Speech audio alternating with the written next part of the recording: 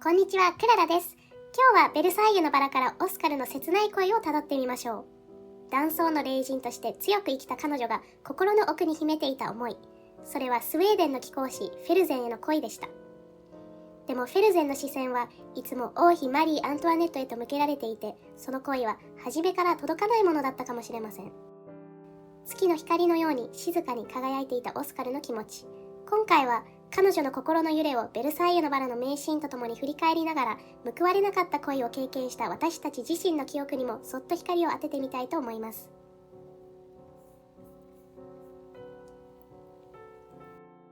オスカル・フランソワ・ド・ジャルジェ、貴族の家に生まれながら男として育てられた彼女。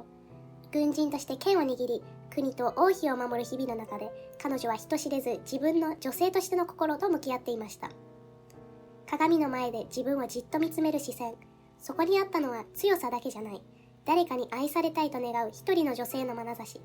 そんな彼女の心を動かしたのがフェルゼン。その礼儀正しさと凛とした優しさにオスカルは少しずつ惹かれていきました。でもその恋は最初から苦しいものでした。フェルゼンの瞳に映っているのはマリーただ一人。それでもオスカルは彼のそばにいたかった。軍人として、戦友として、王妃を守る仲間として。けれど彼の笑顔や優しい言葉が自分に向けられたものではないと気づくたびに、オスカルの胸は静かにでも確かに傷んでいきました。友情としての距離の中に恋がある。それがどれほど切ないものか、あなたも感じたことあるかもしれません。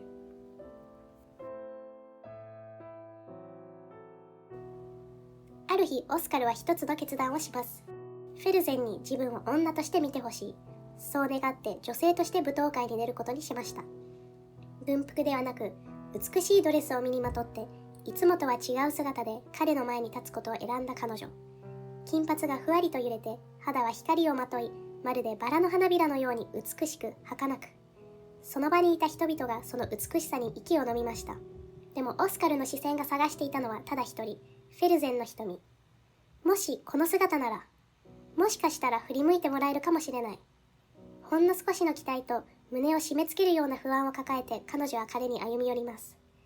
フェルゼンは一瞬目を奪われました。そしてオスカルとは知らず手を差し伸べ、舞踏会のフロアへと導きます。オスカルという君によく似た美しい女性がいるとオスカル自身を褒めてくれたその口元は微笑んでいたけれど、オスカルは氷の花のように女性としての生き様を拒んでいる。それは優しさという名の拒絶でした。軍人としての自分を受け入れてくれるアンドレとは異なり、軍人である以上女性としては見てくれないフェルゼン。正体を見破られ、オスカルはフェルゼンの手を振り払い、その場から走り去りました。でもフェルゼンは追っては来なかった。どんなに美しく着飾っても、どれだけ心を見せても、彼にとって自分は友人でしかなかった。オスカルの恋は静かに終わりを告げたのです。この夜は彼女にとって失恋の夜でした。でも同時に新しい何かが始まりかけた夜でもありました。ずっとそばにいて、オスカルだけを見つめてきた人、アンドレ。その無垢で深い愛がこれから少しずつオスカルの心に火を灯していくのです。あなたにもドレスの夜ありましたか？いつもと違う自分を見せたあの日、少しだけ勇気を出した恋の記憶。それはどんな夜でしたか？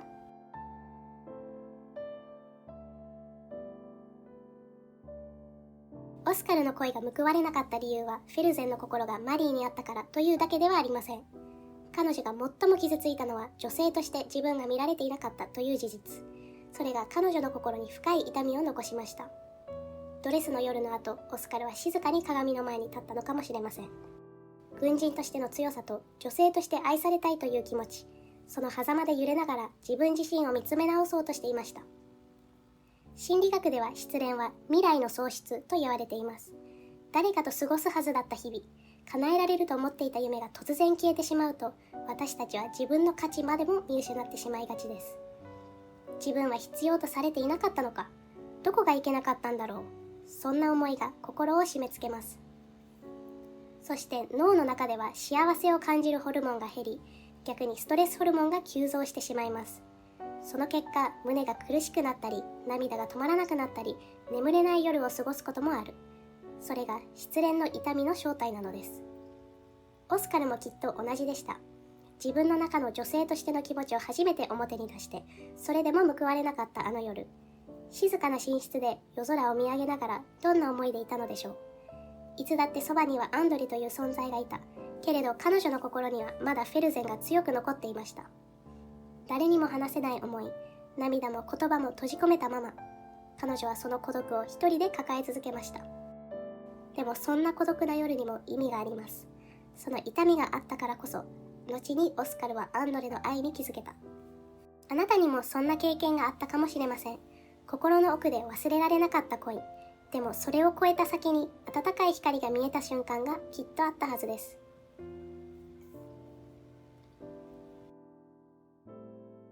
オスカルの失恋はただの物語じゃありません。私たちの心にも不思議なくらい重なってきます。例えば、好きな人に近づくために自分を変えようとした日、新しい服を着ていつもより勇気を出して話しかけてみた。でもその人の心は自分には向いていなかった。そんな経験ありませんか？ありがとう、でもって言われた時の気持ち、その笑顔が自分に向いていないと気づいた時の切なさ、それは心に傷を残します。私たちもまたオスカルと同じように報われない恋を経験してきました。オスカルがフェルゼンに向けた眼差しは、私たち自身がかつて誰かに向けたものととてもよく似ているかもしれません。脳科学では、失恋によって生まれる心の痛みは、体の傷と同じくらい強いとされています。MRI で見ると、実際に脳の痛みを感じる領域が反応します。つまり、あなたが感じた苦しみは、ちゃんと本物の痛み。見えないけれど確かにそこにある。でもそれはあなたが本気で誰かを愛した証拠。恋が終わった後もその思いは美しく残ることでしょう。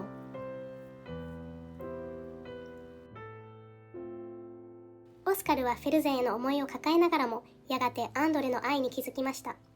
ずっとあなたを愛していた。その言葉に彼女の心は少しずつ溶けていきました。あなたの失恋もいつか誰かの優しい言葉に出会うことで新しい光に変わるかもしれません。オスカルは最後まで完璧には言えませんでした。それでも彼女は前を向いて歩き続けました。愛されなかった過去も報われなかった恋も彼女の中にちゃんと残したままで、私たちもそうやって生きていけるのかもしれません。傷ついたことがあるから優しくなれる。